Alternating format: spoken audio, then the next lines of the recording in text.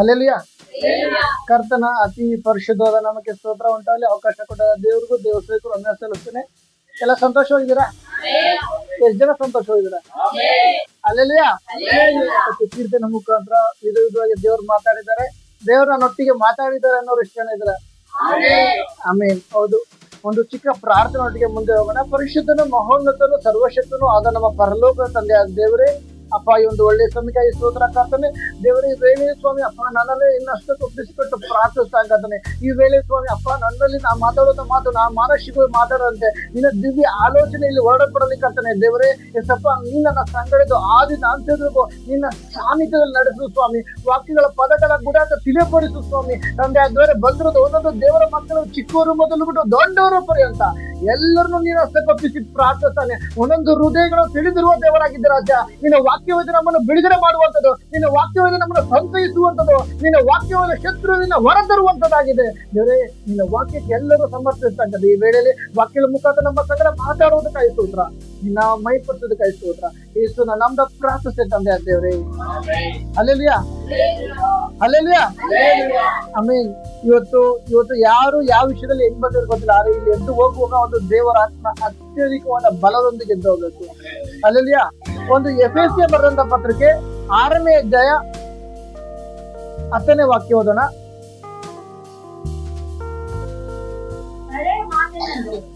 ಕಡೆ ಮಾತೇನೆಂದರೆ ನೀವು ಕರ್ತನನ್ನು ಆತನ ಅತ್ಯಧಿಕವಾದ ಶಕ್ತಿಯನ್ನು ಆಶ್ರಯಿಸಿಕೊಂಡವರಾಗಿ ಬಲಗೊಳ್ಳಿರಿ. ಆಮೇಲೆ ಹಲ್ಲೆಲೂಯಾ, ಹಲ್ಲೆಲೂಯಾ. ಇಲ್ಲಿ ಕಡೆ ಮಾತೆಂದರೆ ನೀವು ಕರ್ತನನ್ನು ಆತನ ಅತ್ಯಧಿಕವಾದ ಶಕ್ತಿಯನ್ನು. ನನ್ನ ಮೇನ್ ಕಾನ್ಸೆಪ್ಟ್ ಇದೆ, ಕರ್ತನ ಅತ್ಯಧಿಕವಾದ ಶಕ್ತಿ. ಇವತ್ತು ನಾವು ಯಾರ ಒಂದು ನಮ್ಮ ಬಲದಿಂದ ಏನೇ ಒಂದು ಕೆಲಸ ಮಾಡ್ತಾರೆ, ಅದು ಸಫಲ ಆಗೋದಿಲ್ಲ. ದೇವರ ಬಲದಿಂದ ಹೋಗುವುದೇ ಆದ್ರೆ ಶತ್ರು ಏನೇ ಕಾರ್ಯ ಮಾಡ್ಬೋದು, ಅದ್ರ ಮಧ್ಯೆ ದೇವರು ನಡೆಸ್ತಾರೆ. ಹಲ್ಲೆಲೂಯಾ. ಹೋರಾಟ ಯಾರ ಜೀವಿತದಲ್ಲಿ ಇಲ್ಲ. ಇಲ್ಲಿ ಹಂಗಲ್ಲೂರಲ್ಲಿ ಒಂದಲ್ಲ ಒಂದು ರೀತಿಯಲ್ಲಿ ಹಲ್ಲೆಲೂಯಾ, ಒಂದು ಕೆಲಸದಲ್ಲಿ ಇರ್ಬೋದು, ಆತ್ಮಿಕ ಜೀವಿತದಲ್ಲಿ ಇರ್ಬೋದು, ಶರೀರದ ಮೇಲೆ ಇರ್ಬೋದು, ಹಲ್ಲೆಲೂಯಾ, ಒಂದು ಪ್ರಾರ್ಥನೆ ವಿಷಯದಲ್ಲಿ ಇರ್ಬೋದು, ಕೆಲವರು ಆರೋಗ್ಯ ಮೇಲೆ ಒಂದು ಭಯ ಹುಟ್ಟಿಸುವಂತ ಹೋರಾಟ. ಹಲ್ಲೆಲೂಯಾ. ನನ್ನ ಜೀವಿತ ನೋಡಿದ್ರೆ ಕೆಲಸ ಇಲ್ಲ, ಕಾರ್ಯ ಇಲ್ಲ, ಮಾಡೋ ಕೆಲಸ ಎಲ್ಲ ವೇಸ್ಟ್. ಕಾರಲ್ಲಿ ದುಡಿಯೋದ್ರೆ ಕಾರು ಸಹ ನಿಂತ್ಕೊಂಡ್ಬಿಟ್ಟು ಹಿಂಗಿರುವಾಗ ನನ್ನ ಪರಿಸ್ಥಿತಿ ಕಮಿಟ್ಮೆಂಟ್ ಹಿಂಗಿರುವಾಗ ನನ್ನ ಜೀವಿತದಲ್ಲಿ ಹೆಂಗಿರ್ಬೇಕು? ಪ್ರತಿಯೊಬ್ಬರ ಜೀವನ ವಿಧವಾಗಿ ಒಂದು ಶತ್ರುವಾದ ಹೋರಾಟ ಅಂತಾನೆ. ಕೆಲವ್ರು ಹೆಂಗಿರ್ತಾರೆ, ನಾನ್ ನಿನ್ ತಂಟೆಗೆ ಬರಲ್ಲ, ನೀನ್ ನನ್ ತಂಟೆಗೆ ಬರ್ಬೇಡ. ಹಲ್ಲೆಲೂಯಾ. ಸೈತನ್ಗೆ ನೀನ್ ನನ್ ತಂಟೆಗೆ ಬರ್ಬೇಡ, ನಾನ್ ನಿನ್ ತಂಟೆಗೆ ಬರ, ನೀನ್ ಹಂಗಿರು, ನಾನು ಹಿಂಗೆ ಎದ್ಬಿಡ್ತೀನಿ. ಹಲ್ಲೆಲೂಯಾ. ಇವತ್ತು ಹಂಗಲ್ಲ.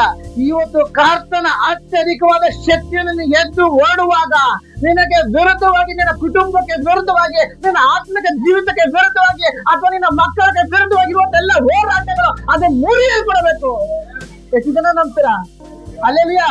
ಇವತ್ತು ನಾನು ಯಾವುದೇ ಸ್ಥಿತಿಯಲ್ಲಿ ಬಂದಿರ್ಬೋದು, ಇದು ನಡೆಯಲ್ಲ, ಇದು ಆಗೋಲ್ಲ ಅಂತ ಮನೋಭಾವದಲ್ಲಿ ನಾನು ಇರ್ಬೋದು. ಇದು ಈ ವೇಳೆಯಲ್ಲಿ ಪ್ರಾರ್ಥನೆ ಮುಗಿಸಿ ಹೋಗುವಾಗ ಕರ್ತನ ಅತ್ಯಧಿಕವಾದ ಶಕ್ತಿಯೊಂದಿಗೆ ನಾನು ಹೋಗ್ಬೇಕು. ಹಲ್ಲೆಲೂಯಾ. ಅನೇಕರು ಏಸಪ್ಪ ನಾನು ಬಲಹೀನತೆ, ಏಸಪ್ಪ ನನಗೆ ಬಲ ಇಲ್ಲ. ನಿನ್ನಲ್ಲಿ ಇವತ್ತು ಕರ್ತನ ಅತ್ಯಧಿಕವಾದ ಶಕ್ತಿ ಇದೆ. ಎಷ್ಟು ಜನ ನಂಬ್ತೀರಾ? ಹಲ್ಲೆಲೂಯಾ. ಇವತ್ತು ನಾನು ಅವಾಗ್ಲೇ ಯಾವುದೇ ಸ್ಥಿತಿಯಲ್ಲಿ, ಯಾವುದೇ ಪರಿಸ್ಥಿತಿಯಲ್ಲಿ, ಯಾವುದೇ ಹೃದಯದಲ್ಲಿ ವೇದನೆ ಇರ್ಬೋದು, ಯಾವುದೇ ನೀನು ಕಳವಳದಲ್ಲಿ ಇರ್ಬೋದು, ನಿನ್ನ ಹೃದಯ ತಿಳಿದಿರುವವನು ನಮ್ಮ ಮಧ್ಯದಲ್ಲಿದ್ದಾನೆ. ನಿನ್ನ ಪರಿಸ್ಥಿತಿಗಳನ್ನು ತಿಳಿದಿರುವವನು ನನ್ನ ಮಧ್ಯದಲ್ಲಿದ್ದಾನೆ. ನಿನ್ನ ವೇದನೆಯನ್ನು, ನಿನ್ನ ಕಣ್ಣೀರನ್ನು ತಿಳಿದಿರುವವನು ನನ್ನ ಮಧ್ಯದಲ್ಲಿದ್ದಾನೆ. ಆತನ ಅತ್ಯಧಿಕ ಶಕ್ತಿ ಇವತ್ತು ನಿನ್ನ ಮೇಲೆ ಓಡಲಿ. ಎಷ್ಟು ಜನ ನಂಬ್ತೀರಾ? ಇವತ್ತು ಕರ್ತನ ಅತ್ಯಧಿಕವಾದ ಶಕ್ತಿ ನಮ್ಮ ಮೇಲೆ ತಿಳಿಸುತ್ತೆ. ಕರ್ತನ ಅತ್ಯಧಿಕವಾದ ಶಕ್ತಿ ನಮ್ಮ ಮೇಲೆ ತಿಳಿಸುತ್ತದೆ. ಕಳೆದ ವಾರ ಅಂಕಲ್ ಒಂದು ಮೆಸೇಜ್ ಬರೆದು, ಅದು ಲೂಕನ ಬರೆದ ಸುವಾರ್ತೆಯಲ್ಲಿ ಒಂದು ಯೇಸು ಒಂದು ಮಾತು ಹೇಳ್ತಾರೆ. 11ನೇ ಅಧ್ಯಾಯ 21-22ನೇ ವಾಕ್ಯನ ಓದೋಣ. ಒಂದು ನಿಮಿಷ ಅಷ್ಟೇ. ಇದು ಓದಕ್ಕಿಂತ ಮುಂಚೆ ಯೇಸು ಸ್ವಾಮಿ ನಡೆಯುವಂತ ಸಂದರ್ಭ ನಿಮ್ಗೆಲ್ಲ ಗೊತ್ತಿದೆ, ಓದಿದ್ರ. ಯೇಸು ಸ್ವಾಮಿ ಒಬ್ಬ ಮೂಕ ದೆವ್ವನ ಬಿಡಿಸ್ತಾರೆ. ಅಲ್ಲೆಲ್ಲಿಯಾ, ಮೂಕ ದೆವ್ವನ ಬಿಡಿಸುವಾಗ ಅಲ್ಲೆಲ್ಲ ಬಂದು ಬೆಲ್ಜೆಬನ ಸಹಾಯದಿಂದ ಇದನ್ನ ಬಿಡಿಸ್ತಿದ್ಯಾ? ಅಲ್ಲೆಲ್ಲಿಯಾ, ಅವನ್ ಯಾರು ದೆವ್ವ ಬಿಡಿಸೋನವನು, ಅವನ್ ಸಹಾಯದಿಂದ ನೀನು ಬಿಡಿಸ್ತಿದ್ಯಾ ಅಂತ ಯೇಸು ಸ್ವಾಮಿನ ಆಡ್ತಾರೆ. ಆದ್ರೆ ಇಲ್ಲೊಂದು ಯೇಸು ಸ್ವಾಮಿ ಒಂದು ಪದ ಹೇಳ್ತಾರೆ. ಈ ಒಂದು 2 ವಾಕ್ಯದಲ್ಲಿ ಆಳವಾಗಿ ಅರ್ಥ ಇದೆ. ಇದನ್ನು ವಿವರಿಸಿ ನಾನು ಮುಂದಕ್ಕೆ ಹೋಗ್ತೀನಿ. ಆ ಓದಿ ಸಿಸ್ಟರ್ ಯೇಸು ಸ್ವಾಮಿ ಹೇಳಿದಂತ ಮಾತಾ, ಒಬ್ಬ ಬಲಿಷ್ಠನು ಸರ್ವಾಯುಧಗಳನ್ನು ಧರಿಸಿಕೊಂಡು ತನ್ನ ಮನೆಯನ್ನು ಕಾಪಾಡಿಕೊಂಡಿರುವಾಗ ಅವನ ವಸ್ತುಗಳು ಭದ್ರವಾಗಿಯೇ ಇರುವವು. ಆದರೆ ಅವನಿಗಿಂತ ಬಲಿಷ್ಠನು ಬಂದು ಅವನನ್ನು ಸೋಲಿಸಿದ ಮೇಲೆ ಆ ಮೊದಲಿನವನು ಆ ನೆಚ್ಚಿಕೊಂಡಿದ್ದ ಆ ಆಯುಧಗಳನ್ನೆಲ್ಲ ತೆಗೆದುಕೊಂಡು ತಾನು ಸುಲಿಗೆ ಮಾಡಿದ್ದನ್ನು ಹಂಚಿಕೊಡುವನು. ಅಲ್ಲೆಲಿಯಾ, ಇವೆರಡು ವಾಕ್ಯ ನಿಮ್ಗೆ ಏನ್ ಅರ್ಥ ಆಯ್ತು? ಇಲ್ಲ ಇದ್ರ ಇಲ್ಲಿ ಬಲಿಷ್ಠನು ಅಂತ ಬರೆದ್ಬಿಟ್ಟಿದೆ, ಅವನಿಗಿಂತ ಬಲಿಷ್ಠನು ಅಂತ ಬರೆದಿದೆ. ಏನೋ ಅರ್ಥ ಆಗ್ತಿದೆ? ಇಲ್ಲಿ ಬಲಿಷ್ಠನು ಒಂದು ಒಂದು ಎರಡಲ್ಲಿ ಮೂರು ವಿಷಯ ಅಡಕವಾಗಿದೆ. ಒಂದು ಬಲಿಷ್ಠನು ಅಂದ್ರೆ ಯಾರು? ಅಲ್ಲೆಲಿಯಾ, ಸೈತಾನ. ಇಲ್ಲ ಇದ್ರ ಬರ್ಕಲಿ ಆ ಒಂದು ಬಲಿಷ್ಠನ ವಿಸಿಟ್ ಸೈತಾನನು. ಅಲ್ಲೆಲಿಯಾ, ಸೆಕೆಂಡ್ ಬಂದ್ರೆ ಅವನ ಮನೆ ಮತ್ತು ವಸ್ತುಗಳು. ಇದು ಏನು ಸೂಚಿಸ್ತದೆ? ಅಲ್ಲೆಲಿಯಾ, ಫಸ್ಟ್ ಬಂದು ಬಲಿಷ್ಠನು, ಅದು ಬಂದು ಸೈತಾನ ಸೂಚಿಸ್ತದೆ. ಅವನ ಮನೆ ಮತ್ತು ಬಲಿಷ್ಠನು, ಇದು ಸೈತಾನನ ಹಿಡಿಯಲ್ಪಟ್ಟಿರುವಂತ ಒಂದು ಜಗತ್ತು ಸೂಚಿಸ್ತದೆ. ಅಲ್ಲೆಲಿಯಾ, ಅಲ್ಲೆಲಿಯಾ, ಆತನ ಸೈತಾನ ವಶದಲ್ಲಿರುವಂತ ಮನುಷ್ಯರ ಆತ್ಮಗಳನ್ನು ಸೂಚಿಸ್ತದೆ. ಅಲ್ಲೆಲಿಯಾ, ಮಾತ್ರವೇ ಪಾಪದ ಸಾಮ್ರಾಜ್ಯದಲ್ಲಿರುವಂತ ಜನಗಳನ್ನ ಸೂಚಿಸ್ತದೆ. ಅಲ್ಲೆಲಿಯಾ, ಸೈತಾನನು ಅವನ ವಸ್ತುಗಳನ್ನು ವಶ ಮಾಡಿಕೊಂಡಿದ್ದಾನೆ. ನೆಕ್ಸ್ಟ್ ಏನಂತ ಬರ್ತಿದೆ? ಅವನಿಗಿಂತ ಬಲಿಷ್ಠನು. ಯಾರದು? ಅವನಿಗಿಂತ ಬಲಿಷ್ಠನ ಕರ್ತನಾದ ಯೇಸು ಕ್ರಿಸ್ತನಾಗಿದ್ದಾನೆ. ಅಲ್ಲೆಲಿಯಾ, ಇಲ್ಲೇ ಇದ್ರ ಬಲಿಷ್ಠನು ಈ ಲೋಕವನ್ನು ಹಿಡ್ಕೊಂಡಿದ್ದಾನೆ. ಅವನದು ವಸ್ತುಗಳೇ ಲೋಕವನ್ನು ಹಿಡ್ಕೊಂಡಿದ್ದಾನೆ, ಲೋಕದ ಆತ್ಮಗಳನ್ನ ಹಿಡ್ಕೊಂಡಿದ್ದಾನೆ. ಲೋಕದಲ್ಲಿ ಬರೀ ಪಾಪಗಳು ತುಂಬಿದೆ. ಅಲ್ಲೆಲಿಯಾ, ಅವನ ಬ್ರದರ್ ಎಲ್ರು, ನಾವ್ ಈ ಲೋಕ ಜೀವಿಸುವಾಗ ಈ ಶರೀರ ನಮಗೆ ಬಿಟ್ಟು ಕೊಡೋದಿಲ್ಲ. ಯಾಕಂದ್ರೆ ಈ ಲೋಕ ಬರೀ ಪಾಪದಲ್ಲಿ ತುಂಬಿದೆ. ಈ ಪಾಪದಲ್ಲಿ ತುಂಬಿರುವಾಗ ಈ ನಮ್ಮ ಶರೀರ ನಮ್ಮನ್ನ ಬಿಟ್ಕೊಡೋದಿಲ್ಲ. ಪ್ರಾರ್ಥನೆ ಮಾಡ್ಬೇಕು ಅಂತ ಆಸೆ ಇರುತ್ತೆ, ಪ್ರಾರ್ಥನೆ ಮಾಡಕ್ಕೆ ನಿದ್ದೆ ಬರುತ್ತೆ. ಅಲ್ಲೆಲಿಯಾ, ಉಪವಾಸ ಮಾಡಿ ತೀರ್ಮಾನ ಮಾಡ್ತೀವಿ, ಎಲ್ಲಿಲ್ತೋ ಫೋನ್ ಆವಾಗ ಬರುತ್ತೆ, ಮಾತಾಡ್ಕೊಂಡು ಕುತ್ಕೊಂತೀವಿ. ಅಲ್ಲೆಲಿಯಾ, ಒಬ್ಬಂಡಿಯಿಂದ ಪ್ರಾರ್ಥನೆ ಮಾಡ ಅನ್ಕೊಂತೀವಿ, ಅಯ್ಯೋ ಬಾಕ್ಲ ಹಾಕೊಂಡ್ಬಿಟ್ರೆ ಆ ಕಡೆಯಿಂದ ಏನೋ ಕತ್ಲೆ ಇದೆ, ಏನೋ ಭಯ. ಅಲ್ಲೆಲಿಯಾ, ಕೆಲವು ವಿಧವಾಗಿ ತಡೆಗಳು ಶತ್ರುವಾದಂತ ತರ್ತಾನೆ. ಇವತ್ತು ಶತ್ರು ಯಾವ ವಿಷಯದಲ್ಲಿ ನಮ್ಮನ್ನ ಹಿಡಿದಿಟ್ಟಿದ್ದಾನೆ ಅದ್ರ ಮೇಲೆ ನಾವು ಜಯವಂತೂ ಎದ್ದೋಗ್ಬೇಕು ಇವತ್ತು. ಅಲ್ಲೆಲಿಯಾ, ಅದಕ್ಕಾಗಿ ಕರ್ತನ ಅತ್ಯಧಿಕವಾದ ಶಕ್ತಿ ಬಲಗೊಳ್ಳರೆ. ಅಲ್ಲೆಲಿಯಾ, ಎಷ್ಟು ಜನ ಹೊಂದ್ಕೊಳ್ತಾರೆ ಇವತ್ತು? ಕರ್ತನ ಅತ್ಯಧಿಕವಾದ ಬಲವನ್ನು ಹೊಂದಿಕೊಳ್ಳುವವರಾಗಿರಬೇಕು. ಅಲ್ಲಿ ಬಲಿಷ್ಠನು ಈ ಲೋಕದಲ್ಲಿರುವಂತ ಆತ್ಮಗಳನ್ನು, ಈ ಲೋಕದಲ್ಲಿರುವಂತ ಜನಗಳನ್ನು, ಈ ಲೋಕದಲ್ಲಿ ಒಂದು ಪಾಪದಲ್ಲಿ ತುಂಬಿರುವಂತ ಒಂದು ಸಾಮ್ರಾಜ್ಯವನ್ನು ಸೃಷ್ಟಿಸಿ ಜೀವಿಸ್ತಾ ಇದ್ದಾನೆ. ಅಲ್ಲೆಲಿಯಾ, ಅವನ ವಸ್ತುಗಳನ್ನು ನೋಡಿದ್ರೆ ಇವೆಲ್ಲ ಇರ್ತದೆ. ಆದ್ರೆ ಇವತ್ತು ನಮ್ಮ ವಿಷಯದಲ್ಲಿ, ನಮ್ಮ ಕುಟುಂಬದ ವಿಷಯದಲ್ಲಿ ಶತ್ರು ಎಲ್ಲಿ ಹಿಡಿದಿಟ್ಟಿದ್ದಾನೆ ಅದನ್ನ ನೋಡಿ, ಅದನ್ನ ಹಿಡಿದು ನಾವು ಪ್ರಾರ್ಥನೆಯಲ್ಲಿ ಬಲ ಹೊಂದಬೇಕು ಇವತ್ತು. ಅಲ್ಲೆಲಿಯಾ, ಇಲ್ಲೇ ಇದ್ರ ಶತ್ರು ಯಾವ ವಿಷಯದಲ್ಲಿ ಹಿಡಿದಿಟ್ಟಿದ್ದಾನೆ ನಾವು ಪಕ್ಕ ಮನೆಯವ್ರು ಕೇಳಿದ್ರೆ ಗೊತ್ತಾಗಲ್ಲ. ಅಲ್ಲೆಲಿಯಾ, ಪಾಸ್ಟರ್ ಕೇಳೋ ಗೊತ್ತಾಗಲ್ಲ. ನಮ್ಮನ್ನ ನಾವು ವೈಯಕ್ತಿಕವಾಗಿ ನೋಡ್ಬೇಕು. ಅಲ್ಲೆಲಿಯಾ, ಎಷ್ಟಪ್ಪ ಹೌದು, ನಾನು ಪ್ರಾರ್ಥನೆ ಮಾಡಿದ್ದೇನೆ, ಪ್ರಾರ್ಥನೆ ಮಾಡ್ತಾ ಇದ್ದೇನೆ, ಉಪವಾಸ ಮಾಡ್ತಾ ಇದ್ದೇನೆ, ಆದ್ರೆ ಪ್ರತಿಫಲ ಇಲ್ಲ. ಅನೇಕರು ತೀರ್ಮಾನ ಮಾಡ್ತಾರೆ, ಆ ತೀರ್ಮಾನ ಏನಿಲ್ಲಕ್ಕಾಗ್ತಿಲ್ಲ. ಯಾಕಂದ್ರೆ ತಪ್ಪು ಅವನ ಹೃದಯದಲ್ಲೇ ಇರುತ್ತೆ. ಅದು ಏನು ಅಂತ ತಿಳಿದು ನಾವು ಇವತ್ತು ಸರಿಪಡಿಸ್ಕೊಬೇಕು. ದೇವ್ರ ವಾಕ್ಯ ಹೇಳ್ತೆ, ಆ ತಪ್ಪು ಪಾಪಗಳನ್ನು ಒಪ್ಪಿಕೊಂಡು ಅರಕೆ ಮಾಡಿ ಬಿಟ್ಟು ಬಿಡುವವನಿಗೆ ಕ್ಷಮಾಪಣೆ ಉಂಟು. ಇವತ್ತು ನಮ್ಮ ಹೃದಯದಲ್ಲಿ ಯಾವ ವಿಷಯ ತಪ್ಪಾಗಿದೆ, ದೇವ ವಿರುದ್ಧವಾಗಿ ಮಾತಾಡಿದ್ದೇನಾ, ಅಥವಾ ದೇವ ವಿರುದ್ಧವಾಗಿ ಗುಣಗಟ್ಟಿದ್ದೇನಾ, ಅಥವಾ ದೇವರೇ ನಿಂದಿಸುವಂತ ರೀತಿಯಲ್ಲಿ ಮಾತಾಡಿದ್ದೇನಾ, ದೇವರ ಮುಂದೆ ಮಾತಾಡುವುದೇ ಆದ್ರೆ ಇವತ್ತು ಅದನ್ನ ತೆಗೆದುಹಾಕಬೇಕು. ಅಲ್ಲೆಲಿಯಾ, ಇವತ್ತು ಕರ್ತನ ಅತ್ಯಧಿಕವಾದ ಶಕ್ತಿಯನ್ನ ಹೊಂದಿಕೊಳ್ಬೇಕಾದ ಕೆಲವು ತೀರ್ಮಾನಗಳನ್ನ ಹೊಂದಿಕೊಳ್ಬೇಕು. ಅಲ್ಲೆಲಿಯಾ, ಅಲ್ಲೆಲಿಯಾ, ಬಲಿಷ್ಠನು ಈ ವೇಳೆ ಆ ಸೈತಾನನ ಜಯಿಸ್ಬೇಕು ಅಂದ್ರೆ ಸೈತಾನನ ಹಿಡಿತದಲ್ಲಿ ನಮ್ಮ ಕೆಲಸದಲ್ಲಿ ಇರ್ಬೋದು, ಅಥವಾ ಆತ್ಮಿಕ ಜೀವಿತದಲ್ಲಿ ಇರ್ಬೋದು, ಅಥವಾ ನಮ್ಮ ಪ್ರಾರ್ಥನೆ ಇರ್ಬೋದು, ಯಾವ ವಿಷಯದ ಸೈತಾನ ಇದನ್ನ ಹಿಡಿದಿಟ್ಟಿದ್ದಾನೆ ಆ ವಿಷಯದ ಮೇಲೆ ದೇವರು ಬಿಡುಗಡೆ ಕೊಡ್ತಾರೆ. ಎಷ್ಟು ಜನ ನಂಬ್ತೀರಾ? ಬಿಡುಗಡೆ ಇದೆ, ಬಿಡುಗಡೆ ಇದೆ. ಇದು ನಡೆಯಲ್ಲ, ಇದು ನಡೆಯಲ್ಲ, ಇದು ನಡೆಯಲ್ಲ. ಹೇ ಸೈತಾನ, ಇಷ್ಟು ವಿಷಯ ನಿನ್ನ ಆಳ್ವಿಕೆ ಇವತ್ತು ನನ್ನ ಕರ್ತನಾದ ಯೇಸು ಕ್ರಿಸ್ತನ ಆಳ್ವಿಕೆ. ಅಲ್ಲೆಲಿಯಾ, ಸೈತಾನನ ಹೊಗಲಿದೆ, ನಿನ್ ಪಂಡ್ ನೀನು, ನನ್ ಪಂಡ್ ನಾನು ಬರ್ತೀನಿ, ನಿನ್ ತಂದೆ ನಾನು ಹೋಗೋ, ನನ್ ತಂದೆ ನೀನ್ ಬರಲ್ಲ. ಈ ರೀತಿ ಜೀವಿಸೋದಕ್ಕಲ್ಲ. ಪ್ರತಿದಿನ ಸೈತಾನ ಅಬ್ಸರ್ವ್ ಮಾಡ್ತಾ ಇದ್ದಾನೆ. ಎಲ್ಲಿ ಬೆಳೀತಾ ಇದ್ದಾನೆ, ಎಲ್ಲಿ ಅಭಿವೃದ್ಧಿ ಆಗ್ತಾ ಇದ್ದಾನೆ, ಎಲ್ಲಿ ಬಿಡುಗಡೆ ಆಗ್ತಾ ಇದ್ದಾನೆ ಅಂತ. ಅಲ್ಲೆಲ್ಲಿಯ ಇವತ್ತು ಸೈತಾನನೇ ಈ ಲೋಕದಲ್ಲಿರುತ್ತ ನನ್ನಲ್ಲಿರುವ ಸರ್ವಶಕ್ತ ದೇವರಾಗಿದ್ದಾನೆ. ಎಷ್ಟು ಜನ ಹೇಳಕ್ ಸಾಧ್ಯ? ಇವತ್ತು ನನ್ನ ಬಲದಿಂದಲೇ ಪರಾಕ್ರಮದಿಲ್ಲ, ಯೆಹೋವನ ಆತ್ಮದಿಂದಲೇ ಸೈತಾನನ ಬಿಟ್ಟು ತೊಲಗು. ಕುಟುಂಬದಲ್ಲಿ ನಿನಗೆ ಆಳ್ವಿಕೆ ಇಲ್ಲ, ನನ್ನ ಜೀವಿತದಲ್ಲಿ ನಿನಗೆ ಆಳ್ವಿಕೆ ಇಲ್ಲ. ಅಲ್ಲೆಲಿಯ ಅಲ್ಲೆಲಿಯ ಇಲ್ಲೇ ಇದ್ರ ಅಲ್ಲಿ ಆ ವಾಕ್ಯ ಹುಡುಗಾರ ಅವನಿಗಿಂತ ಬಲಿಷ್ಠನು ಯೇಸು ಕ್ರಿಸ್ತನು ಇವತ್ತು ನಮ್ಮ ಮಧ್ಯದಲ್ಲಿ ಬರ್ತಾ ಇದ್ದಾನೆ. ಅಲ್ಲೆಲ್ಲಿ ಅವನಿಗಿಂತ ಬಲಿಷ್ಠ ಸುಧಿಸುವುದು ಯೇಸು ಕ್ರಿಸ್ತನಾಗಿದೆ. ಯೇಸು ಕ್ರಿಸ್ತನ ಈ ವೇಳೆ ನಮ್ಮ ಮಧ್ಯದಲ್ಲಿ ಬರುವುದೇ ಆದ್ರೆ ನಿನಗೆ ವಿರುದ್ಧವಾಗಿ ಶತ್ರುವಾದನು ಎಲ್ಲಿ ಹಿಡಿದಿಟ್ಟಿದ್ದಾನೆ ಅದರ ಮೇಲೆ ಒಂದು ಜಯ ಉಂಟು, ಅದರ ಮೇಲೆ ಒಂದು ಬಿಡುಗಡೆ ಉಂಟು. ಎಷ್ಟು ಜನ ನಂಬ್ತೀರಾ? ಅಲ್ಲೆಲಿಯ ಕೆಲವು ಸಮಯದಲ್ಲಿ ದೇವರ ಸನ್ನಿಧಿ ನಾವು ತಗ್ಗಿಸ್ಕೊಂಡು ಪ್ರಾರ್ಥನೆ ಮಾಡ್ಬೇಕು, ಆದ್ರೆ ನಾವೇನ್ ಮಾಡ್ತೀವಿ? ಮಾನಸಿಕ ಕಾರ್ಯ ಮಾಡಕ್ ಹೋಗ್ತೀವಿ. ಹೌದಾ? ಅಲ್ಲೆಲಿಯ ಯೇಸು ಸ್ವಾಮಿ ಬೆಟ್ಟವನ್ನು ಏರಿ ಅಲ್ಲಿ ನಿಮ್ಗೆಲ್ಲ ಗೊತ್ತು 5 ರೊಟ್ಟಿ 2 ಮೀನು ಎಲ್ಲ ಅಲ್ಲಿ ಸುಮಾರು 5,000 ಗಂಡಸರೇ ಅಂತ ಬರಲ್ಪಟ್ಟಿದೆ. ಅಲ್ಲಿ ಸುಮಾರು ಹೆಂಗಸರು ಮದುವೆ ಆಗಿರೋ ಒಂದು 3,000 ಇರ್ಬೋದು, ಉದಾಹರಣೆಗೆ ಹೇಳ್ತಾ ಇದೆ. ಒಂದು 2,000 ಮಕ್ಕಳು. ಅಲ್ಲಿ ಎಷ್ಟಾಯ್ತು? ಅಷ್ಟೊಂದು 8-9,000 ಜನ ನಿಯರ್ ಬೈ. ಅಲ್ಲೆಲ್ಲ ಇಷ್ಟು ಜನ ಅಲ್ಲಿ ಹೋಗುವಾಗ ಅಲ್ಲೆಲ್ಲರೂ ನೋಡಿ ಯಾರು ಏನೂ ತಂದಿಲ್ಲ. ಯೇಸುಸ್ವಾಮಿ ಮಾತು ಹೇಳಿದ ಪ್ರಕಾರ ವಾಕ್ಯ ಕೇಳ್ಕೊಂಡು ಬೆಟ್ಟವನ್ನು ಏರಿ ಹೋಗುದು. ಇವತ್ತು ಪಾಸ್ಟ್ರು ನಾಳೆ ಬನ್ನಿ ಅಲ್ಲಿ ಹೋಗೋಣ ಅಂದ್ರೆ ಪಾಸ್ಟ್ರೆ ಟ್ರಿಪ್ ಹೋಗೋಣ ಸರಿ, ನಾ ಊಟ ಏನ್ ತರೋಣ, ಊಟ ಏನ್ ರೆಡಿ ಮಾಡ್ಕೊಳ್ಳೋಣ? ಅಲ್ಲಿರೋರಿಗೆ ಊಟದ ಬಗ್ಗೆ ಚಿಂತೆ ಇಲ್ಲ. ಕರ್ತನಾದ ಯೇಸು ಕ್ರಿಸ್ತನಿದ್ದಾನೆ, ಆತನ ನೋಡ್ಕೊಂತಾನಲ್ವಾ ಆ ಚಿಂತೆ. ಆದ್ರೆ ಇವತ್ತಿನ ದಿನದಲ್ಲಿ ನಾಳೆ ಅವ್ರ ಮನೆಗೆ ಪಾಸ್ಟ್ ಕೋಟೇಜ್ ಮೀಟಿಂಗ್ ಇದೆ, ಎಲ್ಲರೂ ಬರ್ಬೇಕು. ಕೊನೆಯಲ್ಲಿ ಊಟ ಏನ್ ಹಾಕಿಸ್ತಾರೆ? ಹೌದಾ? ಸಹಜವಾಗಿ ಬರುವಂತ ಮಾತು ಏನು ಫೈನಲ್ ಬರ್ಬೇಕಾದ್ರೆ ಏನ್ ಸಿಗುತ್ತೆ? ಬೋಂಡ ಬಂದಿಯಾರ ಓಕೆ, ಇಲ್ಲ ಟೀ ಬಿಸ್ಕೆಟ್ ಕರಿಬೇಡಿ ಪಾಸ್ಟ್ರೆ. ಅಲ್ಲಲ್ಲಿಯ ಅಲ್ಲಿ ಯೇಸು ಸ್ವಾಮಿ ಬೆಟ್ಟವನ್ನು ಏರಿ ವಾಕ್ಯವನ್ನು ಹೇಳುವಾಗ ಅಲ್ಲಿ ಯಾರು ಏನು ಸಹ ಚಿಂತೆ ಮಾಡಲ್ಲ. ಯೇಸು ಸ್ವಾಮಿ ಹೇಳುವಾಗ ಹಿಂದೆ ಹೋಗ್ತಾ ಇದ್ರು. ಆದ್ರೆ ಅಲ್ಲಿ ಯಾರು ಸಹ ಊಟ ತಂದಿಲ್ಲ, ಬಿಸ್ಕೆಟ್ ತಂದಿಲ್ಲ, ತಿಂಡಿ ತಂದಿಲ್ಲ. ಆದ್ರೆ ಅಲ್ಲಿ ಒಂದು ಚಿಕ್ಕ ಮಗು ಸಹನ ಹತ್ರ ಒಂದು ಮಗು ಇರ್ಬೋದು, ಆ ಮಗು ಅವ್ರ ತಾಯಿ ಗಲಾಟೆ ಮಾಡ್ತಿದ್ದಲ್ಲ ಅಂತ ಬಾಕ್ಸಲ್ಲಿ ಕಟ್ಕೊಂಡು ತಂದಿರುತ್ತೆ ಊಟ. ಅಲ್ಲಲ್ಲಿ 5 ರೊಟ್ಟಿ 2 ಮೀನು. ಆದ್ರೆ ಆ ಮಗು ನೋಡು ಎಲ್ಲ ಏನೋ ತಂದಿಲ್ಲ, ಯಾವ ಮಗ ನೋಡ್ಬೋದು ಏನು ತಂದಿಲ್ಲ ಅಂತ. ಅಲ್ಲಿ ಆ ಮಗು 2 ರೊಟ್ಟಿ 5 ಮೀನು ಕೊಡ್ತದೆ. ಅವಾಗ ಯೇಸು ಅಮ್ಮ ಏನ್ ಹೇಳ್ತಾರೆ? ಯೇಸುವೆ ಇಷ್ಟು ಜನ ಇಷ್ಟು ಜನ ಬಂದ್ಬಿಟ್ಟಿದ್ದಾರೆ, ಇವರೆಲ್ಲ ಈ ರೊಟ್ಟಿ ಹಂಚು ಅಂತ ನೀವು ಪ್ರಾರ್ಥನೆ ಮಾಡ್ರ? ಏಸಪ್ಪ ಹೇಳಿದ್ರ? ಏನ್ ಹೇಳ್ರು? ಓದಿ ಯೋಹಾನ ಸುವಾರ್ತೆ 6:11 ವಾಕ್ಯ ಓದಿ. ಯೋಹಾನ ಸುವಾರ್ತೆ 6ನೇ ತರುವಾಯ ಯೇಸು ಆ ರೊಟ್ಟಿಯನ್ನು ತೆಗೆದುಕೊಂಡು ಏನ್ ಮಾಡಿ ಇಲ್ಲೇ ಇದ್ದೀರಾ? ದೇವ್ರೇ ಸ್ತೋತ್ರ ಅಪ್ಪ, ಈ ರೊಟ್ಟಿ ಕೊಟ್ಟಿದ್ಯಾ ಸ್ತೋತ್ರ.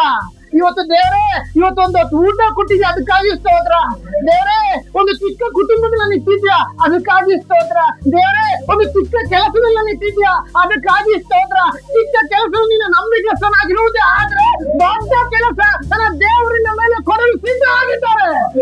ಅಲ್ಲಲ್ಲ ಇರುವುದರಲ್ಲಿ ದೇವರಿಗೆ ಸ್ತೋತ್ರ ಮಾಡ್ಬೇಕು. ಬೇರೆಯವ್ರನ್ನ ನೋಡಿ ನಾವು ಹಂಗಿರುವುದಲ್ಲ, ಬೇರೆಯವ್ರ ನೋಡಿ ಗೋಳಾಡೋದಲ್ಲ. ಅಲ್ಲಿ ಏಸಪ್ಪ ಹೇಳ್ತಾದ್ರೆ ಆ ರೊಟ್ಟಿ ತೆಗೆದುಕೊಂಡು ದೇವ್ರೇ ಸ್ತೋತ್ರ ಅಪ್ಪ. ನಾವಾಗಿದ್ರೆ ದೇವ್ರೇ 9,000 ಇದ್ದಾರೆ ಬರಾಬರಿ, ಈ ರೊಟ್ಟಿ 9,000 ಆಗ್ಬೇಕು. ಹೌದಾ? ಏಸಪ್ಪ ಹಂಗ್ ಮಾಡ್ರ? ಮೊದ್ಲು ಮಾಡಿದ್ದು ಸ್ತೋತ್ರ. ಇವತ್ತು ಒಂದು ಚಿಕ್ಕ ಒಂದು ಉದಾಹರಣೆಗೆ ಸಂಬಳ ನೀವು 5,000 ತಗೊಬೋದು, 2,000 ತಗೊಬೋದು, ದೇವ್ರ ಸ್ತೋತ್ರ ಮಾಡಿ. ಯಾಕಂದ್ರೆ ಅನೇಕ ಜನರ ಕೆಲ್ಸಕ್ಕೆ ಹೋಗಕ್ಕೆ ಶಕ್ತಿ ಇಲ್ಲ, ಆರೋಗ್ಯ ಸರಿ ಇಲ್ಲ, ಬಲನತೆ. ಅನೇಕ ಜನ ಕುಟುಂಬಗಳಿಗೆ ಸಮಾಧಾನನೇ ಇಲ್ಲ. ಅನೇಕ ಜನಗಳಿಗೆ ಒಂದು ಓಡಾಡಕ್ಕೆ ಇದೇ ಇಲ್ಲ. ಬಸ್ಸಲ್ಲಿ BMTC ಬಸ್ಸಲ್ಲಿ ಹೋದ್ರೆ ನಿಮ್ಮ ಮನೇಲಾರು ಒಂದು ಬೈಕ್ ಇದೆಯಲ್ವಾ, ನಿಮ್ಮ ಮನೇಲಿ ಒಂದು ಗಾಡಿ ಇದೆಯಲ್ವಾ, ನಿಮ್ಮ ಕುಟುಂಬ ದೇವ್ರು ನಡೆಸ್ತಿದಾರಲ್ವಾ? ಪ್ರತಿದಿನ ನಾವು ದೇವ್ರಿಗೆ ಸ್ತೋತ್ರ ಮಾಡೋರಾಗಬೇಕು. ಯೇಸು ಸ್ವಾಮಿ ಮಾದರಿಯಾಗಿ ತೋರಿಸಿದ್ದಾರೆ. ಆ ರೊಟ್ಟಿ ದೇವರ ಸನ್ನಿಧಿ ತೆಗೆದುಕೊಂಡು ದೇವರಿಗೆ ಸ್ತೋತ್ರ. ನಾವಾಗಿದ್ರೆ ಎಷ್ಟಪ್ಪ ನೋಡ್ಕೊಂಡು ಇಷ್ಟ ಬರಾಬರಿ ಒಂದು 8-9,000 ಇದ್ದಾರೆ. ಎಷ್ಟಪ್ಪ ಹೆಂಗನ ಮಾಡಿ ರೊಟ್ಟಿ 9,000 ಆಗ್ಲಿ, ಹೆಂಗನ ಮಾಡಿ 10,000 ಆಗ್ಲಿ. ಹೌದಾ? ಇಲ್ಲೇ ಇದ್ರ? ಅಲ್ಲೇಲಿಯ ಇದು ಮನುಷ್ಯನ ಒಂದು ಸ್ವಭಾವ. ಆದ್ರೆ ಇವತ್ತು ಕರ್ತನ ಅತ್ಯಧಿಕವಾದ ಶಕ್ತಿ ನಿನ್ನಲ್ಲಿರುವುದೇ ಆದರೆ ಕ್ರಿಸ್ತನ ಸ್ವಭಾವ ನಿನ್ನಲ್ಲಿ ಬರುತ್ತೆ. ಪರಿಸ್ಥಿತಿಗಳ ಪರಿಸ್ಥಿತಿ ನೋಡುವುದಲ್ಲ, ಅದರ ಮಧ್ಯದಲ್ಲಿ ದೇವರು ನೋಡ್ಕೋ. ದೇವರೇ, ಇವತ್ತು ನನಗೆ ಈ ಒಂದು ಕಷ್ಟ ತಂದಿರುವುದೇ ಆದ್ರೆ ಈ ಕಷ್ಟದ ಮಧ್ಯೆ ನಿನಗೆ ಸ್ತೋತ್ರ ರಾಜ. ಅಲ್ಲೆಲ್ಲ ಬಿಡಿಸಲು ನಿನ್ನ ಕರೆದ ಅವನು ಸುಮ್ಮನೆ ಕರೆದಿಲ್ಲ, ಬಿಡಿಸ್ತೀನಿ ಅಂತ ಕರೆದಿರೋದು. ಅಲ್ಲೆಲ್ಲ ಇಷ್ಟು ದಿವಸ ನಿನ್ನ ಜೀವಿತದಲ್ಲಿ ಏನೋ ನಡೀತಿಲ್ಲ ಅಂದ್ರೆ ನೀನು ಕೊರಗ್ತಿರ್ಬೋದು. ಇವತ್ತು ಏನು ಶತ್ರುವೆ, ಇವತ್ತಿಂದ ನನ್ನ ಜೀವಿತದ ಆಳ್ವಿಕೆ ಕರ್ತನಾದ ಯೇಸು ಕ್ರಿಸ್ತನದು. ಎಷ್ಟು ಜನ ಹೇಳಕ್ ಸಾಧ್ಯ? ಎಷ್ಟು ಜನ ಹೇಳ್ತೀರಿ ಇವತ್ತು ನನ್ನ ಜೀವಿತದಲ್ಲಿ ಕರ್ತನಾದ ಯೇಸು ಕ್ರಿಸ್ತನ ಆಳ್ವಿಕೆ ನಡೀತಾ ಇದೆ? ಅಲ್ಲೆಲ್ಲ ಇವತ್ತು ಆಮೇಲೆ ಹೇಳೋದು ನೋಡ್ರಿ, ಆಮೇಲೆ ಹೇಳ್ದೆ ಸುಮ್ಮನೆ ಕೂತ್ರು ನೋಡುತ್ತಿದ್ರೆ ಅದೇ ಆಳ್ವಿಕೆ ಎಲ್ಲೋ ಬೇರೆಯವ್ರದ್ದಿರ್ಬೋದು. ಅಲ್ಲೆಲ್ಲ ಇವತ್ತು ಕರ್ತನಾದ ಯೇಸು ಕ್ರಿಸ್ತನ ಆಳ್ವಿಕೆ ನಿನ್ನಲ್ಲಿರುವುದೇ ಆದ್ರೆ ಭಯಕ್ಕೆ ಜಾಗವಿಲ್ಲ, ದುಃಖಕ್ಕೆ ಜಾಗವಿಲ್ಲ, ಕಣ್ಣೀರಿಗೆ ಜಾಗವಿಲ್ಲ, ಅಪಮಾನಕ್ಕೆ ಜಾಗವಿಲ್ಲ, ವೇದನೆಗೆ ಜಾಗವಿಲ್ಲ. ಯಾಕಂದ್ರೆ ನಿನ್ನ ಆಳ್ವಿಕೆ ಕರ್ತನಾದ ಯೇಸು ಕ್ರಿಸ್ತನಾಗಿದೆ. ಈ ಭಾಷೆಯಲ್ಲಂತ ಇರಬಲ್ಲ. ಇವತ್ತು ಯಾವುದು ಶಾಪ ನಿನ್ನಲ್ಲಿಲ್ಲ, ಯಾವುದು ಮಾಟ ಮಂತ್ರ ನಿನ್ನ ಕುಟುಂಬದ ಬಳಿ ಬರಲ್ಲ. ಅಂತ ಇರಬಲ್ಲ. ಒಂದು ದಾರಿಯಲ್ಲಿ ಬರುವುದಾದ್ರೆ ಅದು 7 ದಾರಿಯಲ್ಲಿ ಚದುರಿಸಲು ಕೆಟ್ಟನು. ಇವತ್ತು ನಿನಗೆ ಎದುರು ಕಲ್ಪಿಸುವ ಯಾವ ಆಯ್ದು ಜಯಿಸಲು. ಎಷ್ಟು ಜನ ನಂಬ್ತೀರಾ? ಎಷ್ಟು ಜನ ನಂಬ್ತೀರಾ? ಇವತ್ತು ನನ್ನ ಕುಟುಂಬದ ಆಳ್ವಿಕೆ ಕರ್ತನಾದ ಯೇಸು ಕ್ರಿಸ್ತನಾಗಿದೆ. ಹೌದು, ನನ್ನ ಅನಾರೋಗ್ಯದಲ್ಲಿ ಬಿದ್ದಿರುವಾಗ, ಹೌದು ಹಾಸ್ಪಿಟಲ್ ಇರುವಾಗ ಹೊರ ಹುಟ್ಟಿದವರು ಬರ್ಲಿಲ್ಲ, ಬಂಧು ಮಿತ್ರರು ಬರ್ಲಿಲ್ಲ, ಕರ್ತನಾದ ಯೇಸು ಕ್ರಿಸ್ತನ ನಡೆಸಿದನಲ್ಲ. ಅಲ್ಲೆಲ್ಲ ಇವತ್ತು ನಿನ್ನ ಜೀವಿತದಲ್ಲಿ ಯಾವುದೇ ಅವಮಾನಗಳಿರುವುದೇ ಆದ್ರೆ ಆ ಅವಮಾನಗಳಿಗೆ ಜಾಗವಿಲ್ಲ, ಕಣ್ಣೀರಿಗೆ ಜಾಗವಿಲ್ಲ, ಮಾಟ ಮಂತ್ರ ಇರುವುದೇ ಆದ್ರೆ ಅವೆಲ್ಲ ಬಿಟ್ಟು ಹೋಗಬೇಕು. ಈ ವೇಳೆಯಲ್ಲಿ ಕರ್ತನ ಅತ್ಯಧಿಕವಾದ ಶಕ್ತಿಯನ್ನು ಬರಗೊಳ್ಳಿರಿ. ಅಲ್ಲೆಲ್ಲ ಎಷ್ಟು ಜನ ಸಿದ್ಧವಾಗಿದ್ದೀರಾ? ಇವತ್ತು ಕರ್ತನ ಅತ್ಯಧಿಕವಾದ ಶಕ್ತಿ ನೀನು ಹೊಂದಿಕೊಳ್ಳುವುದೇ ಆದ್ರೆ ನೀನು ಎದ್ದೋಗುವುದು ಸಾಮಾನ್ಯವಲ್ಲ. ಬರುವಾಗ ಯಾವ ರೀತಿಯಲ್ಲಿ ಬಂದಿರಬಹುದು, ಹೋಗುವಾಗ ಒಂದು ಅತ್ಯಧಿಕವಾದ ಶಕ್ತಿ, ಅದು ನನ್ನ ಕರ್ತನಾದ ಯೇಸು ಕ್ರಿಸ್ತನ ಅತ್ಯಧಿಕವಾದ ಶಕ್ತಿಯಾಗಿದೆ. ಅಲ್ಲೆಲ್ಲ ಎಷ್ಟು ಜನ ನಂಬ್ತೀರಾ? ಬೇಕಾ ಇಬ್ಬರೇ ಬರೆದಂತ ಪತ್ರಿಕೆ ನಾವು ತೆಗೆಯೋಣ. 10ನೇ ಅಧ್ಯಾಯ 32-33 ಓದೋಣ.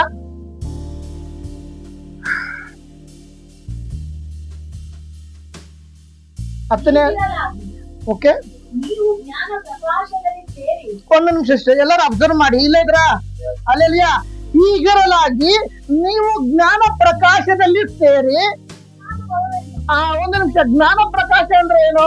ಕ್ರಿಸ್ತನೆಂಬ ಜ್ಞಾನ ಪ್ರಕಾಶದಲ್ಲಿ ನಾವು ಸೇರಿ ಕಷ್ಟಾನುಭವವೆಂಬ ಬಲು ಹೋರಾಟವನ್ನು ಸಹಿಸಿಕೊಂಡ. ಇಲ್ಲಿ ಇವತ್ತೊಂದು ಬರ್ದಿಲ್ಲ, ಹಿಂದಿನ ದಿನಗಳನ್ನು ನೆನಪಿಗೆ ತಂದುಕೊಳ್ಳಿರಿ. ಒಂದು ನಿಮಿಷ. ಹಲ್ಲೆಲೂಯ. ನಾವು ದೇವರ ಸನ್ನಿಧಿಗೆ ಬರುವಾಗ ಹೆಂಗಿದ್ದು? ನಾನಂತೂ ಕುಡಿದಿದ್ದೆ, ಸಿಗರೇಟ್ ಸೇರ್ತಿದ್ದೆ, ಹೋಗಿ ಒಡಗಿದ್ದೆ, ಪಡೆದಿದ್ದೆ. ಹೌದಾ? ದುಡ್ಡು ಕೊಟ್ಟರೆ ಯಾರಿಗೂ ಕೊಡ್ಬಿಡ್ತದೆ. ಹಂಗಿದ್ದವನು ಇವತ್ತು ಬದಲಾಗಿದೆ ಅಂದ್ರೆ ಆ ಜ್ಞಾನ ಪ್ರಕಾಶದಲ್ಲಿ ಸೇರೋದಕ್ಕೆ. ಅಲ್ಲೆಲ್ಲ ಇವತ್ತು ಜ್ಞಾನ ಪ್ರಕಾಶದಲ್ಲಿ ನಾವು ಸೇರುವಾಗ ನಮ್ಮ ವಿಷಯದಲ್ಲಿ ನಿನ್ನ ಆಲಯ ದೇವರ ಆಲಯವಾಗಿದೆ. ತಿಳುವಳಿಕೆ ಇರಬೇಕು ನಮ್ಗೆ. ಇವತ್ತು ಯಾವುದಾದ್ರೂ ವಿಷಯ ದೇವರಿಗೆ ವಿರುದ್ಧವಾಗಿರೋ ಜೀವಿತ ಕಾರ್ಯ ನಡೆಯೋದೇ ಆದ್ರೆ ಅದನ್ನ ಬಿಟ್ಟು ಬಿಡಬೇಕು. ಅಲ್ಲೆಲ್ಲ ಅಲ್ಲೆಲ್ಲ ಸಹೋದರ ಸಹೋದರಿಯರೇ, ಈಗಿರಲಾಗಿ ನೀವು ಜ್ಞಾನ ಪ್ರಕಾಶದಲ್ಲಿ ಸೇರಿ ಕಷ್ಟಾನುಭವವೆಂಬ ಬಲು ಹೋರಾಟವನ್ನು ಸಹಿಸಿಕೊಂಡ ಹಿಂದಿನ ದಿನಗಳನ್ನು ನೆನಪಿಗೆ ತಂದುಕೊಳ್ಳಿರಿ. ಇವತ್ತು ನೀವು ಹೊಸದಾಗಿ ಬಂದಂತ ಸಮಯದಲ್ಲಿ ಹೆಂಗಿತ್ತು ನಿಮ್ಮ ಪರಿಸ್ಥಿತಿ? ಹೋರಾಟದಲ್ಲಿ ಬಲವಾಗಿ ನಿಂತಿದ್ರೆ, ಯಾಕಂದ್ರೆ ಕ್ರಿಸ್ತನ ಆಳ್ವಿಕೆ ನಿನ್ನಲ್ಲಿತ್ತು. ಅಲ್ಲೆಲ್ಲ ಕರ್ತನಾದ ಅತ್ಯಧಿಕವಾದ ಶಕ್ತಿ ನಿನ್ನಲ್ಲಿ ಆಳ್ವಿಕೆ ನಡೀತಾ ಇತ್ತು. ಇವತ್ತು ಹೋರಾಟದಲ್ಲಿ ಬಿದ್ದೋಗ್ತಾ ಇದ್ದಾರೆ. ಅನೇಕ ವಿಶ್ವಾಸಿಗಳು ಹಿಂಜಾರಿ ಹೋಗ್ತಾ ಇದ್ದಾರೆ. ಈ ಚರ್ಚಿಂದ ಆ ಚರ್ಚು, ಈ ಸಭೆಯಿಂದ ಆ ಸಭೆ. ಸಭೆ ಎಷ್ಟೇ ದೊಡ್ಡದಿರ್ಬೋದು, ಅಲ್ಲಿ ಬೀದಿಗೆ ಕ್ರಿಸ್ತನ ಇದ್ದಾನ. ಅದು ಮುಖ್ಯವಾದ ಕಾರಣಕ್ಕೆ, ಅದು ಮುಖ್ಯವಾದ ವಿಷಯವಾಗುತ್ತೆ. ಇವತ್ತು ಅನೇಕ ಜನರು ದೊಡ್ಡ ದೊಡ್ಡ ಗೋಪುರಗಳು ನೋಡ್ಕೊಂಡು ಹೋಗ್ತಾ ಇದ್ದಾರೆ, ಅಲ್ಲಿ ಕ್ರಿಸ್ತನ್ ಇದ್ದಾನ. ಅನೇಕ ಜನರು ಬಿಡುಗಡೆ ಅಲ್ಲಿದೆ, ಬಿಡುಗಡೆ ಇಲ್ಲಿದೆ, ತಮಿಳುನಾಡು, ಕೇರಳ, ಅಲ್ಲಿ ಇಲ್ಲಿ. ನೋ, ನೀನಿರುವಂತ ಸ್ಥಳದಲ್ಲಿ ಕ್ರಿಸ್ತನ ನಿನ್ನಲ್ಲಿರುವುದಾದ್ರೆ ಬಿಡುಗಡೆ ನಿನ್ನಲ್ಲುಂಟು. ಅಲ್ಲೆಲ್ಲಿಯ ಬಿಡುಗಡೆಗೋಸ್ಕರ ನೀನು ಅಲ್ಲಿ ಹೋಗಬೇಕಿಲ್ಲ. ನಿನ್ನ ಹೃದಯದಲ್ಲಿ ಕ್ರಿಸ್ತನ ಆಳ್ವಿಕೆ ಇರುವುದಾದ್ರೆ ಅಲ್ಲಿ ಬಿಡುಗಡೆ. ನಂಬ್ತೀರಾ? ಅಲ್ಲೆಲ್ಲಿಯ ಇವತ್ತು ಕರ್ತನ ಆಳ್ವಿಕೆ ನನ್ನ ಜೀವಿತದಲ್ಲಿ, ಕರ್ತನ ಆಳ್ವಿಕೆ ನನ್ನ ಕುಟುಂಬದಲ್ಲಿ.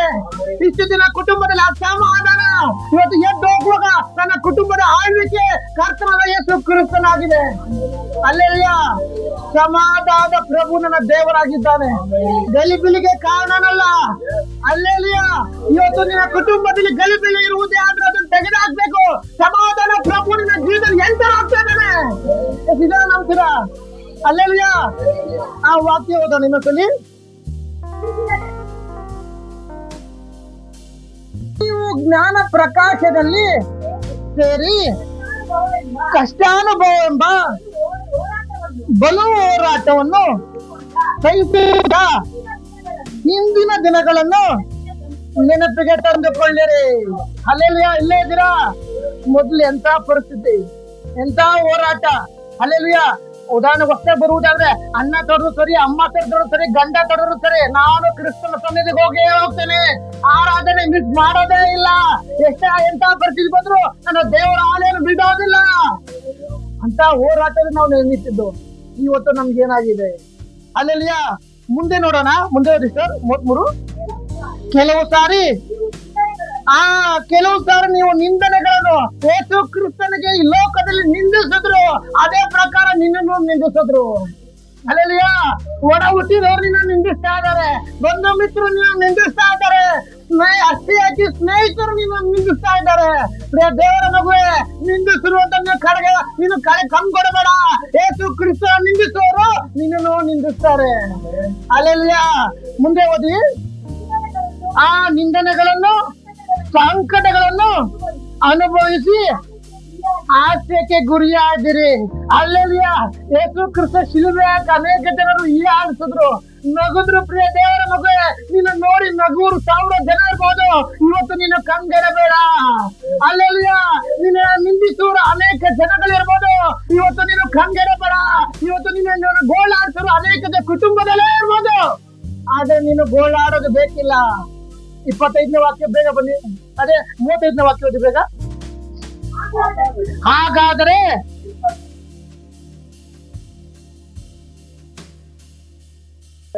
ಬಿಟ್ಟು ಬಿಡಬೇಡಿರಿ. ಅಲ್ಲೆಲ್ಲಿಯ ಅಲ್ಲೆಲ್ಲಿಯ ಇವತ್ತು ನಿಮ್ಮ ಧೈರ್ಯವನ್ನು ಬಿಟ್ಟು ಬಿಡಬೇಡಿರಿ. ಯಾಕಂದ್ರೆ ಅದಕ್ಕೆ ವಾವ್ ಅಲ್ಲೆಲ್ಲಿಯ ಈ ವಾಕ್ಯಕ್ಕಾಗಿ ನಾವು ಸ್ತೋತ್ರ. ನನಗೂ ನಿನಗೂ ಪ್ರತಿಫಲ ಉಂಟು. ಈ ಲೋಕ ನಿನ್ನ ನಿಂದಿಸ್ಬೋದು, ಪ್ರತಿಫಲ ಉಂಟು. ಹೊರ ಹುಟ್ಟಿದವ್ರು ನಿನ್ನ ನಿಂದಿಸ್ಬೋದು, ಪ್ರತಿಫಲ ಉಂಟು. ಧೈರ್ಯದಿಂದಿರಿ, ಕಂಗೆಡಬೇಡಿರಿ. ಇವತ್ತು ನಿನಗೊಂದು ಪ್ರತಿಫಲ ಉಂಟು. ಯಾಕಂದ್ರೆ ಕರ್ತನ ಅತ್ಯಧಿಕವಾದ ಶಕ್ತಿ ನಿನ್ನಲ್ಲಿದೆ. ಕರ್ತನ ಅತ್ಯಧಿಕವಾದ ಶಕ್ತಿನ ಒಬ್ಬೊಬ್ಬರು ಇದನ್ನ ಬಲಗೊಳ್ಳಬೇಕು. ನಂತರ ದೇವರ ಆಳ್ವಿಕೆ ನನ್ನಲ್ಲಿದೆ, ದೇವರ ಆಳ್ವಿಕೆ ನನ್ನ ಕುಟುಂಬದಲ್ಲಿದೆ, ದೇವರ ಆಳ್ವಿಕೆ ನನ್ನ ಮಕ್ಕಳ ಜೀವಿತದಲ್ಲಿದೆ, ದೇವರ ಆಳ್ವಿಕೆ ನನ್ನ ಕೆಲಸದಲ್ಲಿದೆ. ಅಲ್ಲೆಲ್ಲಿದೆ ಇವತ್ತು ಶತ್ರು ಆದವರು ಆಳ್ವಿಕೆ ಇಷ್ಟು ದಿನ ಅನ್ಕೋಬಹುದು, ನಾವು ಈ ಕೆಲ್ಸಕ್ಕೆ ಹೋದ್ರೆ ನಡೆಯೋದಿಲ್ಲ. ಈ ಒಂದು ಗುರಿಯನ್ನು ಇಟ್ಕೊಂಡಿದ್ದಾರೆ, ಈ ಗುರಿ ನಾವು ನಡೆಯೋ ತರಬೇಕು ಅಂದ್ರೆ ಶತ್ರು ತಡೆ ಮಾಡ್ತಾ ಇದ್ದಾನೆ. ಹೇಳ್ಬೇಕು, ಶತ್ರುವೇ, ಇಷ್ಟು ದಿನ ನೀನು ತಡೆ ಮಾಡ್ತಿದ್ಯಾ, ಇವತ್ತಿಂದ ನನ್ನ ನಡೆಸುವುದು ಕರ್ತನಾದ ಯೇಸು ಕ್ರಿಸ್ತನು. ಅಲ್ಲೆಲ್ಲಿಯ ಶತ್ರುಗೆ ಹೇಳ್ಬೇಕು, ಶತ್ರುಗೆ ನಾನು ಬಿದ್ದು ಹೋಗಿರ್ಬೋದು, ಇವತ್ತು 7 ಸಾರಿ ಬಿದ್ದರು ಮತ್ತೆ ನಾನು ತಿರುಗಿ ಹೇಳ್ತೇನೆ. ಆ ಧೈರ್ಯ ನಮ್ಗಿರ್ಬೇಕು. ಇವತ್ತು ಹೇಗ್ ಜನ ಇಲ್ಲಿದ್ದೀರಾ? ಅಲ್ಲೆಲ್ಲಿಯ ಇವತ್ತು ನಾನು ಬಿದ್ದೋಗೋ ಪರಿಸ್ಥಿತಿಲಿ ಇರ್ಬೋದು, ಕರ ಇದ್ದು ನಡೆಸೋದು ನನ್ನ ಸಂಗಡ ಇದ್ದಾನೆ. ಅಲ್ಲೆಲ್ಲಿಯ ಎಷ್ಟೋ ಬಾರ್ ನಾವು ಅನ್ಕೋತೀವಿ, ದೇವರೇ ನನ್ನ ಗಂಡ ನನ್ನ ಸಂತೈಸಿಲ್ಲ, ನನ್ನ ಬಂದು ನನ್ನ ತಾಯಿ ನನ್ನ ಸಂತೈಸಿಲ್ಲ, ನನ್ನ ಗಂಡ ನನ್ನ ಸಂತೆ, ನನ್ನ ಮಕ್ಕಳನ್ನ ನೋಡ್ತಿಲ್ವಲ್ಲ, ನನ್ನ ಒಡ ಹುಟ್ಟಿದವ್ರನ್ನ ಕೈ ಬಿಟ್ರಲ್ಲ. ನೋ, ಯಾರೇ ಕೈ ಬಿಡಬಹುದು, ನನ್ನ ತಂದೆ ದೇವರನ್ನ ಕರೆದು ನಡೆಸೋನಾಗಿದ್ದಾನೆ. ಅಲ್ಲೆಲ್ಲಿಯ ಕರೆದಾತನು ನಂಬಿಗಸ್ತನು, ಕರೆದಾತನು ಸರ್ವಶಕ್ತನು, ಆತನು ಇಂದು ಎಂದೆಂದಿಗೂ ಜೀವಿಸುವನಾಗಿದ್ದಾನೆ. ಹಲ್ಲೆಲೂಯ. ಇವತ್ತು ಎಷ್ಟು ಜನ ನಂಬ್ತೀರಾ? ಆ ವಾಕ್ಯ ಮತ್ತೊಂದು ಬಾರಿ 35ನೇ ವಾಕ್ಯ ಓದಿ. ಹಾಗಾದರೆ ನಿಮ್ಮ ಧೈರ್ಯವನ್ನು ಬಿಟ್ಟು ಬಿಡಬೇಡಿರಿ, ಅದಕ್ಕೆ ಮಹಾ ಪ್ರತಿಫಲ ಉಂಟು. ಇವತ್ತು ಒಂದು ಪ್ರತಿಫಲ ಇದೆ. ಎಷ್ಟು ಜನ ನಂಬ್ತೀರಾ? ಪ್ರತಿಫಲ ಇದೆ ಅಂತ ನಂಬುವವರು ಆಮೇಲೆ ಅಲ್ಲೆಲ್ಲ ಹೌದು. ಧೈರ್ಯವನ್ನು ಬಿಟ್ಟು ಕೊಡಬೇಡಿ. ಶತ್ರುವಾದವರು ನಿನ್ನ ಧೈರ್ಯವನ್ನು ಗೆಡಿಸ್ತಾನೆ, ಭಯ ತಂದು ಹಾಕ್ತಾನೆ, ಶಾಪಗಳ ಜೀವಿತ ತಂದು ಹಾಕ್ತಾನೆ, ಮಾತಾ ಮಂತ್ರ ಬರ್ತಾನೆ ಅಂತ ಧೈರ್ಯ ಭಯ ಹುಟ್ಟಿಸ್ತಾನೆ. ಅಲ್ಲೆಲ್ಲ ಇವತ್ತು ಹೇಳ್ಬೇಕು, ಧೈರ್ಯದಿಂದ ಶತ್ರುವೇ ಇವತ್ತಿಂದ ಆಯುಧನ ಕರ್ತನ ಯೇಸು ಕ್ರಿಸ್ತನಾಗಿದೆ. ಅಲ್ಲೆಲ್ಲ ಧೈರ್ಯವನ್ನು ಬಿಟ್ಟು ಕೊಡಬೇಡಿ. ಇವತ್ತು ಈ ಮಧ್ಯದಲ್ಲಿ ಯಾರಾದ್ರೂ ಧೈರ್ಯದಿಂದ ಒಂದು ಸೋತು ಹೋಗಿರುವುದೇ ಆದರೆ ಇವತ್ತು ಎದ್ದೇಳಬೇಕು. ಆ ದೇವ್ರ ವಾಕ್ಯ ಹೇಳುತ್ತೆ, ನೀವು ಧೈರ್ಯವನ್ನು ಬಿಟ್ಟು ಕೊಡಬೇಡಿರಿ. ಅಲ್ಲೇ ಬಿಟ್ಟು ಬಿಡಬೇಡ್ರಿ. ಇವತ್ತು ಅನೇಕರು ಧೈರ್ಯವನ್ನು ಬಿಡ್ತಾ ಇದ್ದೀರಾ. ದೇವರ ಸಮ್ಮುಖಕ್ಕೆ ಬರ್ತಾರೆ, ಅವ್ರಿಗೆ ಹೋಗುವಾಗ ಏನೋ ಒಂದು ಅಡ್ಡ ಬಂದ ಸಾಕು, ಬೆಕ್ಕ ಅಡ್ಡ ಬಂದ ಸಾಕು ಅಂದ್ರೆ ಹಂಗೆ ಗಾಡಿ ಸೈಡ್ ಆಗಿ ನಿಲ್ಸ್ಕೊಳ್ತಾರೆ. ಅಲ್ಲೆಲ್ಲ ಮನೇಲಿ ಮಾತಾಡ್ತಾರೆ, ಪೊಲೀಸ್ ಹೊತ್ಕೊಸ್ತಾರೆ, ಏನೋ ಹೋಯ್ತು ನಿಜ. ಅಲ್ಲೆಲ್ಲ ಈ ಒಂದು ಸ್ವಭಾವ ತೆಗೆದಾಕ್ಬೇಕು. ಯಾಕಂದ್ರೆ ನಿನ್ನಲ್ಲಿ ಆಳ್ವಿಕೆ ನಡೆಸುತ್ತಿರುವವನು ಕ್ರಿಸ್ತನಾಗಿದ್ದಾನೆ. ನೀನು ಹೇಳಿದ್ರೆ ಅದು ನಡೆಯುತ್ತೆ. ಅಲ್ಲೆಲ್ಲ ನೀನ್ ನೋಡಿದ್ರೆ ಅದು ನಡೆಯುತ್ತೆ, ಅದು ಕಾರ್ಯ ನಡೀತೆ. ಅಲ್ಲೆಲ್ಲ ಇವತ್ತು ಕರ್ತನ ಅತ್ಯಧಿಕವಾದ ಶಕ್ತಿನ ಹೊಂದಿಕೊಳ್ಳುವವರಾಗಿರ್ಬೇಕು. ಅದಕ್ಕಾಗಿ ಈ ಒಂದು ವಾಕ್ಯದ ಮುಖ ದೇವರು ನಿಮ್ಮೆಲ್ಲರೂ ಆಶೀರ್ವದಿಸಲಿ. ಅವಕಾಶ ಕೊಡೋ ದೇವರಿಗೂ ದೇವಸ್ಥಾನಕ್ಕೂ ವಂದನೆ ಸಲ್ಲಿಸ್ತೀನಿ. ಆಮೇಲೆ